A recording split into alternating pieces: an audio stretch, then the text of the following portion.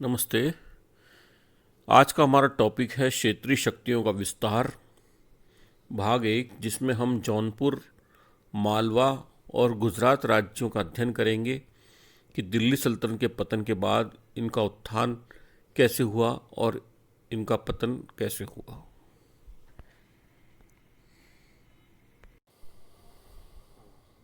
नमस्ते। आज का हमारा टॉपिक है प्रांतीय राज्यों का उदय या क्षेत्रीय शक्तियों का विस्तार। जैसा कि हम देखते हैं कि फिरोज तुगलक के बाद दिल्ली सल्तनत पतन की ओर अग्रसर हुई और धीरे धीरे प्रांतीय शक्तियों ने अपने क्षेत्र का विस्तार शुरू कर दिया और वह दिल्ली सल्तनत से स्वतंत्र राज्य स्थापित करने लगे। उनमें सबसे पहले जो स्वतंत्र राज्य स्थापित किया वह था जौनपुर। जौनपुर नगर की स्थापना फिरोज तुगलक के द्वारा ही की गई थी। फिरोज तुगलक ने अपने चचेरे भाई मोहम्मद बिन तुगलक के उपनाम जोना खां के नाम पर इस शहर का नाम जौनपुर रखा था। जौनपुर राज्य का संस्थापक सरवर उल मुल्क या मलिक उस शर्क, जिसको मलिक सरवर कहते हैं, वह एक हिंजड़ा था और उसे दिल्ली सुल्तानों के द्वारा सुल्तान उस शर्क की उपाधि मिली हुई थी। ये जौनपुर का अंतिम सूबेदार था और तैमूर के आक्रमण की अव्यवस्था से लाभ उठाकर इसने अपनी स्वतंत्रता को घोषित किया, लेकिन सुल्तान की उपाधि धारण नहीं की। इसकी उपाधि शर्की के नाम से इस वंश का नाम शर्की वंश पड़ा। मलिक सरवर ने अवध, अलीगढ़, दोआब, तिरहुत, बिहार पर प्रभुत्व स्थापित किया। 1399 में उसकी मृत्यु के बाद उसका दत्तक पुत्र मलिक कर्णफूल मुबारक शाह के नाम से सुल्तान की उपाधि धारण की और सिंहासन पर बैठा। उसने अपने नाम के सिक्के जारी किए, खुतबा पढ़ा, इसलिए उसे शर्की वंश का पहला सुल्तान कहा जाता है। 1402 में मुबारक शाह की मृत्यु के बाद उसका भाई इब्राहिम शाह शर्की शासक हुआ। इब्राहिम शाह शर्की 1402 से 1436 तक शासक रहा और वह शर्की वंश का महानतम सुल्तान कहा जाता है। उसने 34 वर्ष राज्य किया। वह एक पढ़ा लिखा सुसंस्कृत सुल्तान था और विद्या का प्रेमी था।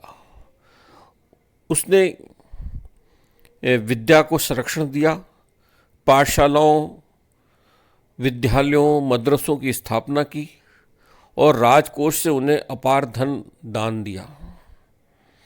उसने देश के विभिन्न भागों से विद्वानों, धर्मशास्त्रों, धर्म के जो विद्वान थे उनको आमंत्रित किया और उन्हें राज्य की ओर से संरक्षण प्रदान किया।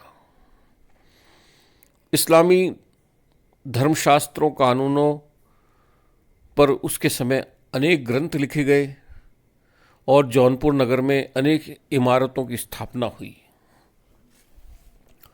जौनपुर की अटाला मस्जिद इब्राहिम शाह शर्की के द्वारा बनवाई गई और उसके काल में स्थापत्य की नई शैली, जिसे शर्की शैली कहते हैं, उसका विकास हुआ।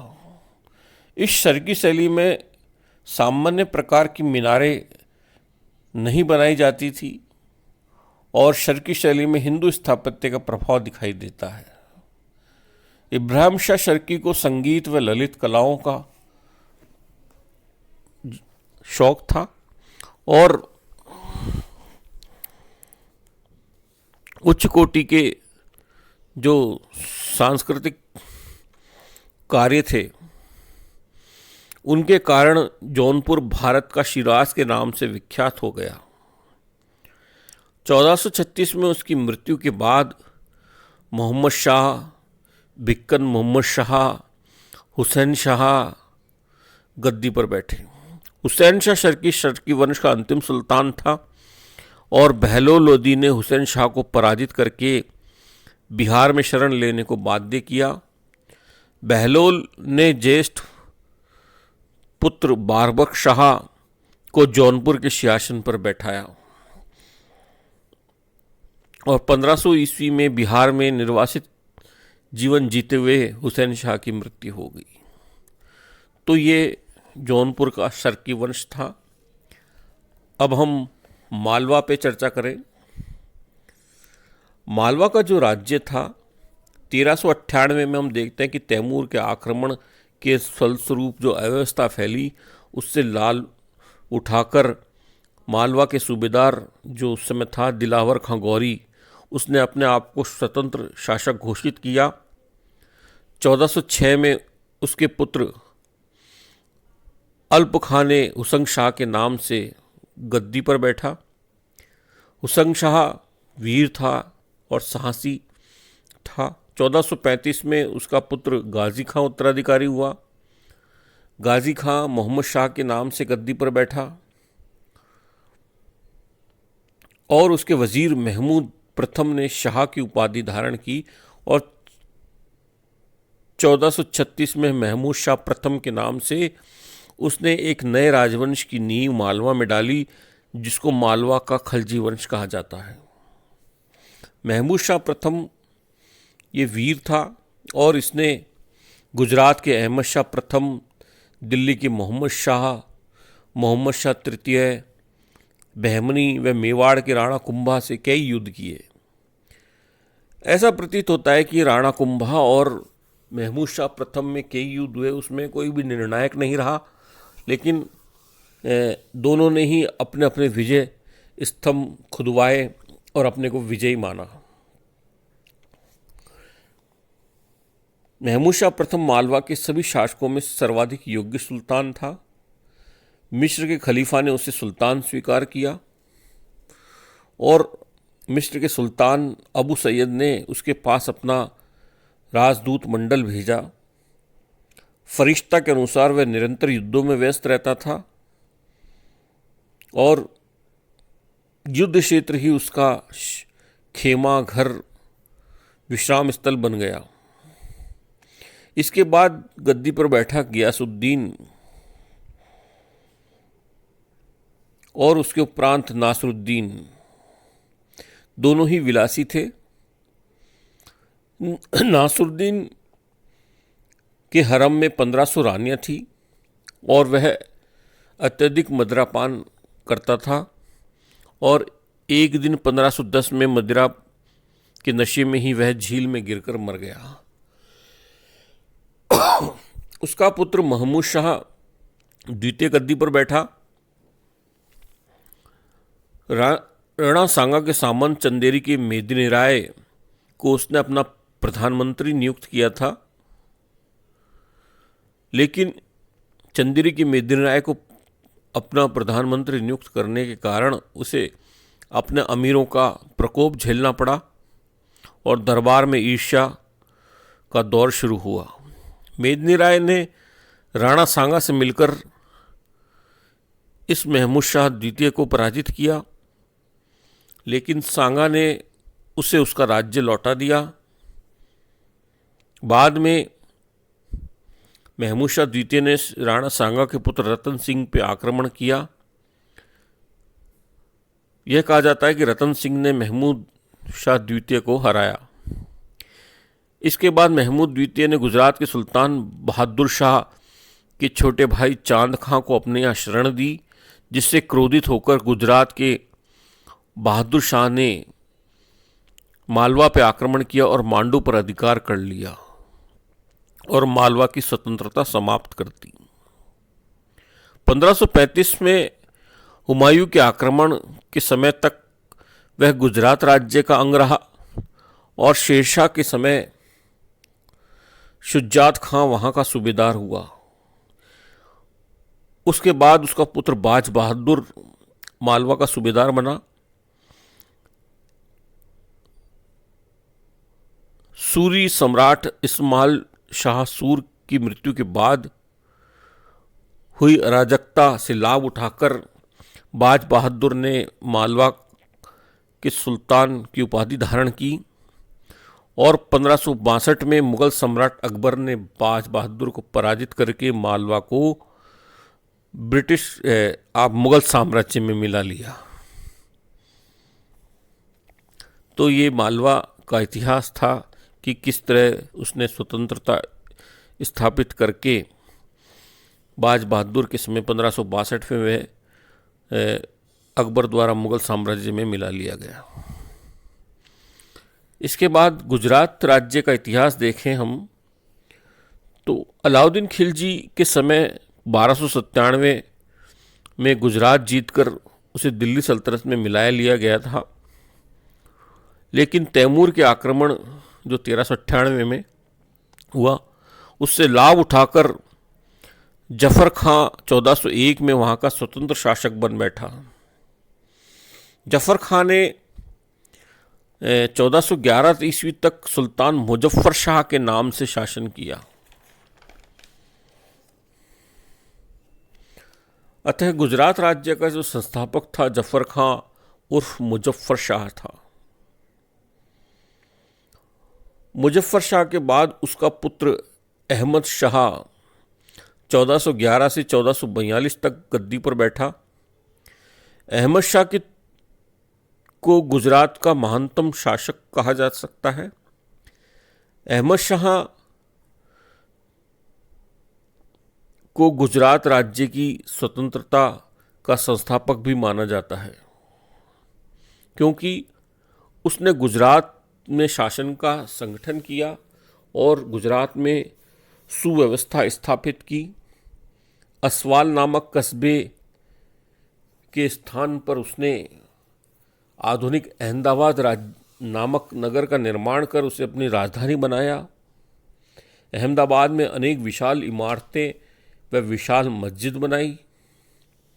16 अगस्त 1442 में अहमद शाह की मृत्यु हुई और उसके बाद मोहम्मद शाह 1442 से 1451 तक शासक हुआ और मोहम्मद शाह के बाद कुतुबुद्दीन अहमद और दाऊद शासक हुए।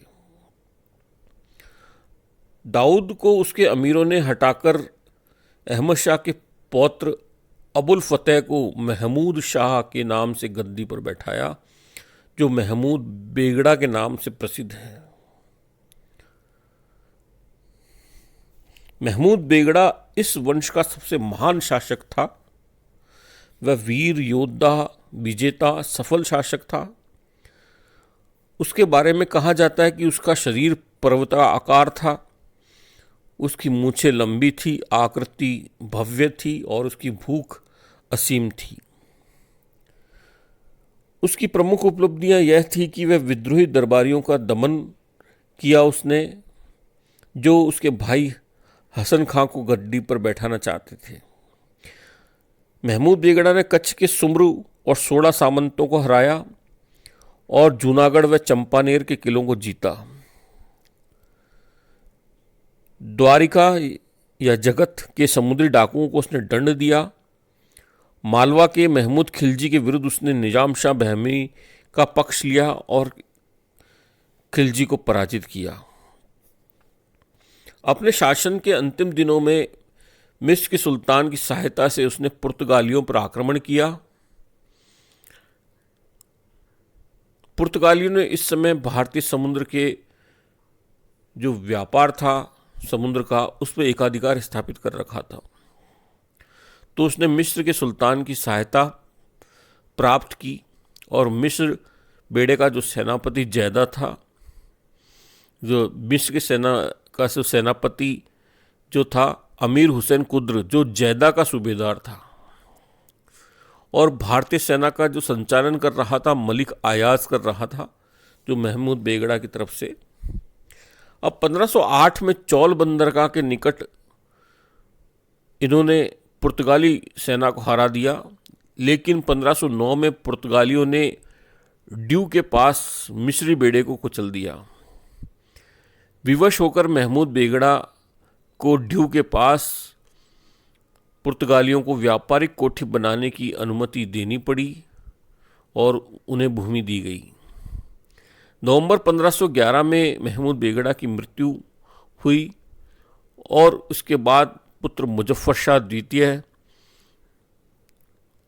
और उसके बाद सिकंदर तथा महमूद द्वितीय शासक हुए।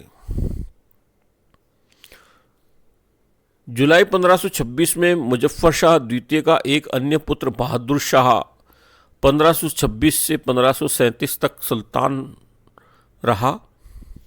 वह योग्य व होनहार था और उसने मालवा के महमूद द्वितीय को हराकर 1531 में मालवा को गुजरात राज्य में सम्मिलित कर लिया। 1531 में बहादुर शाह ने चित्तौड़ को घेरा, किंतु उसने हुमायूं के विद्रोही भाइयों को अपने यहाँ शरण दी थी, चचेरे भाइयों को, जिससे हुमायूं ने मालवा उससे छीन लिया और उसे गुजरात से मार भगाया। लेकिन जब हुमायूं की सेना लौट गई तो बहादुर शाह ने पुनः गुजरात को प्राप्त कर लिया। फरवरी 1537 में पुर्तगाली सूबेदार डॉक्टर नुनहो कुन्हा ने उसे धोखा देकर अपने जहाज पर बुला लिया और विश्वासघात करके उसे समुद्र में डुबो दिया। इसकी मृत्यु के बाद गुजरात में कई दुर्बल शासक हुए और गुजरात में अव्यवस्था का दौर चला। इससे लाभ उठाकर महान मुगल सम्राट अकबर ने 1572 में गुजरात को जीतकर उसे मुगल साम्राज्य का एक सूबा बना लिया।